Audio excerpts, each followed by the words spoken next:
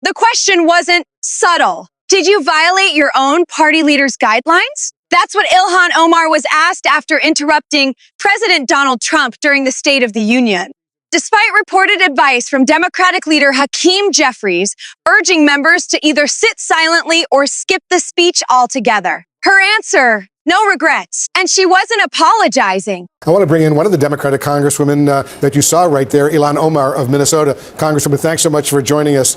CNN reported before that speech that the House Democratic Leader Hakeem Jeffries advised your caucus, the Democratic members, to either skip the State of the Union address or sit there in silence. Should you have just boycotted the address, and do you think you violated the guidelines set out by your own leader? No, I think it was really unavoidable. The president talked about protecting Americans, and I just had to remind him that his administration was responsible for killing 2 of my constituents.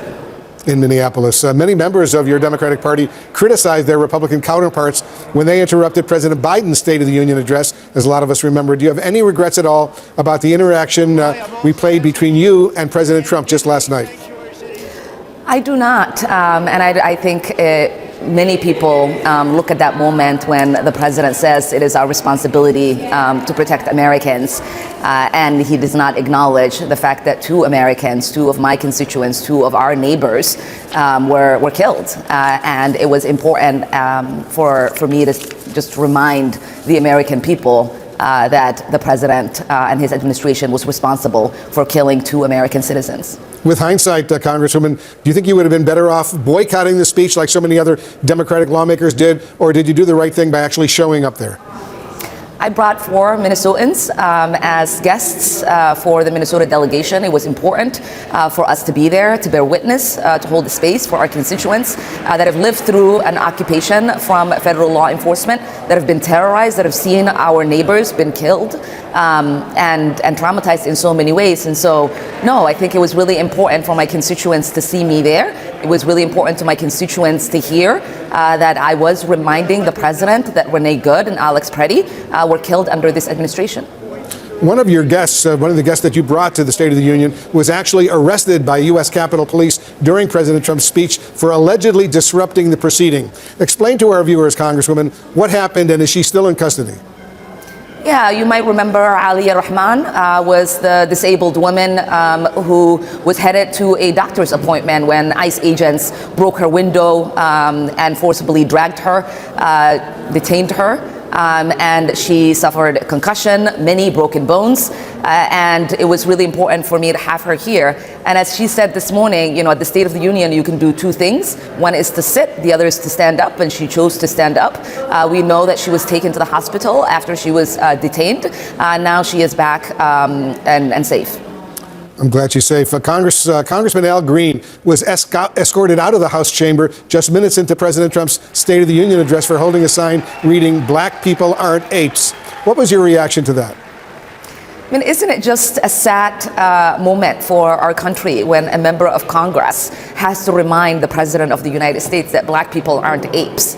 I mean, just for a moment, think about that. Al was escorted because he refused to sit down, and I stand with Al. I think it is an important moment in our nation's history that we have to take stands like that. We have to remind a sitting president that we, Black people, are not apes.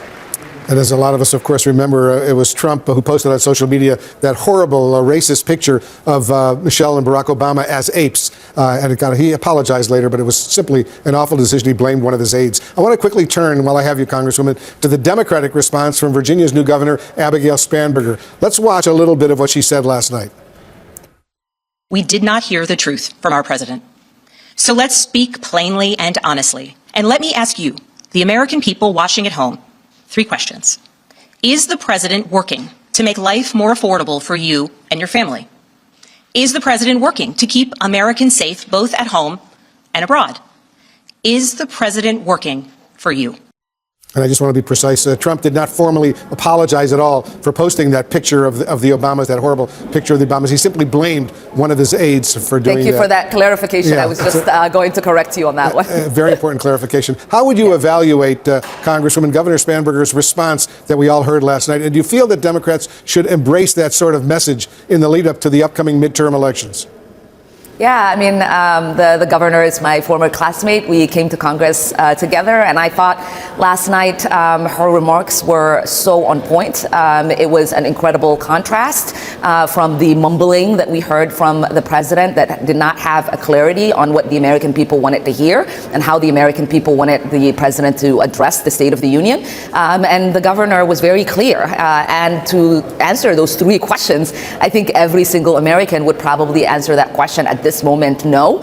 And I do believe it is important for us to keep bringing that point home. The president is not making us safe at home or abroad. The president isn't making our lives more affordable, and the president isn't doing anything to create any sort of stability for the American people. Bottom line, Congresswoman, do you have confidence that your Democratic Party's leadership right now is prepared to take on President Trump and his agenda ahead of the November midterm elections? The Democrats have been united. We are prepared, and we believe that the American people are going to be with us come the primaries in November. Congresswoman Ilhan Omar of Minnesota, thanks so much for joining us. Let's continue this conversation down the road. Thank you.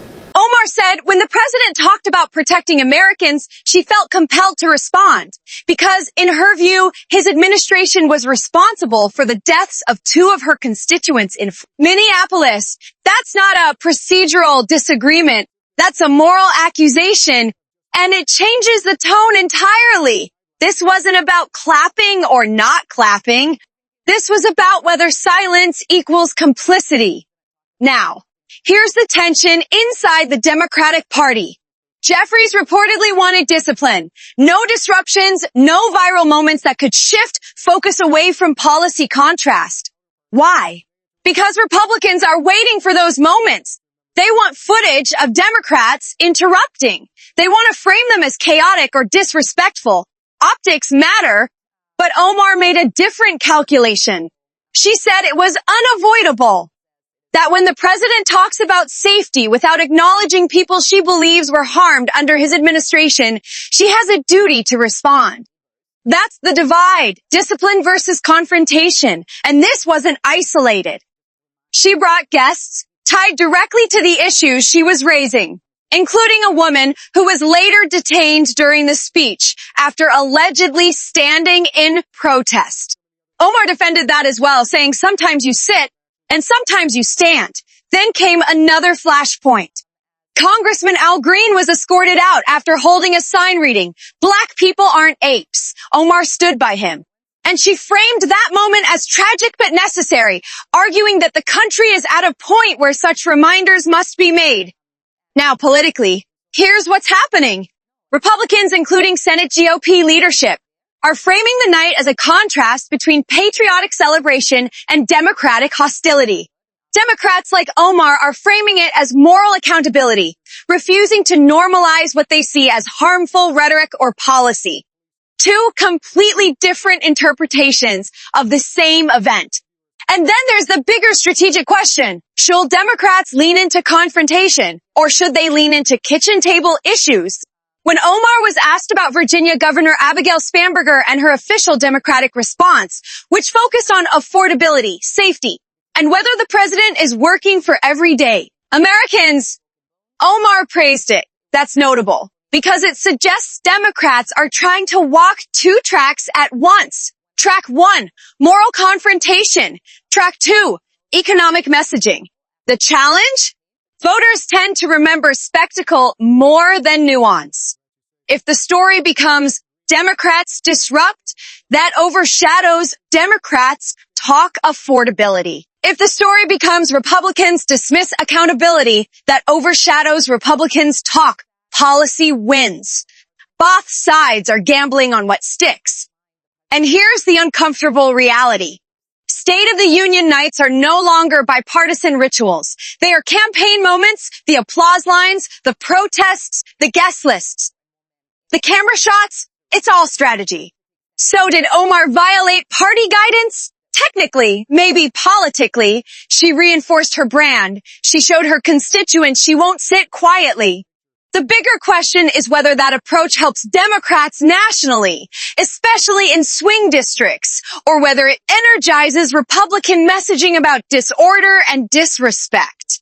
Because elections aren't decided by the loudest members. They're decided by persuadable voters watching from home. And those voters are asking, who's making my life more affordable? Who's making my community safer? Who's focused on me, not just the fight? That's the battlefield now. Was this a necessary stand or a strategic mistake? Drop your thoughts below.